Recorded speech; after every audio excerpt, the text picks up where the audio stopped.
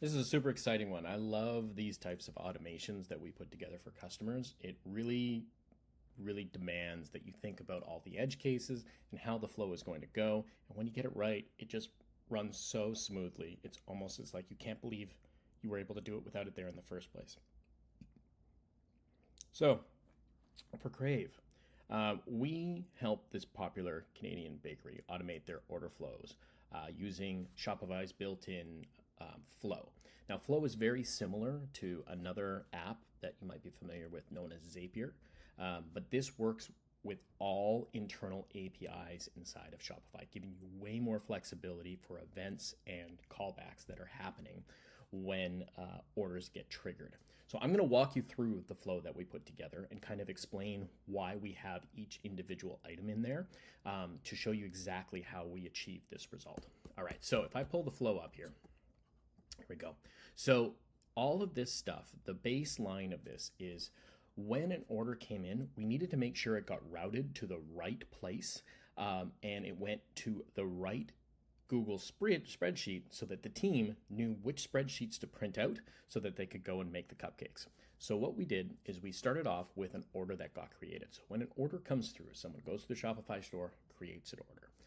We wanted to add a delay to it. And we added this delay was because there's a lot of things that are triggered and happen when an order goes through. And this is a common thing we see in Shopify and with basically a lot of APIs is there are processing time that has to happen. There's communication delays that have to happen. All this stuff has to happen within, microseconds, and often you don't realize that those delays, if it gets missed, you don't get all the information. So the first thing we do is we just put a hold on the order for 3 minutes. So order comes in, the timer starts.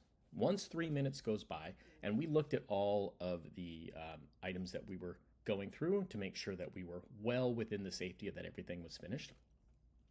It then looks to see if it was created by a draft order. So if the app that was creating it was a order that came out of entering in a draft, or if it was an order that came through the online store. Now, the reason we did this is because they also use Shopify point of sale. So we couldn't take all orders in. We had to filter out the ones that were on draft orders or the ones that are on online store. Then, because we had modified the template inside of online store to include order notes, we could go look through and see if an order note existed. So anything that was a specific custom cake got put into the order notes. So we went and first looked to see if order notes existed.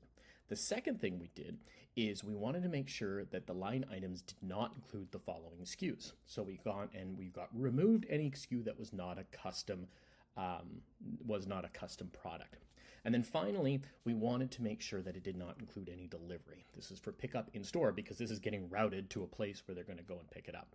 So we had some order logic added into the theme, which prevented if it did not include delivery. So if it was delivery, we tagged the order with delivery so that so that the system would know what to do with it. Great. So then what we did is we built a quick little for loop. And a for loop basically says for each item in a list of items, wrap through them all and perform the same action on each ones. So in a Shopify order, you're going to have multiple line items because someone might order 2 or 3 cakes, right? So we wanted to loop through each one of these orders, and for each line item, if it existed, we wanted to push it into a Google spreadsheet. And we would continue to iterate through them. So we'd iterate through them.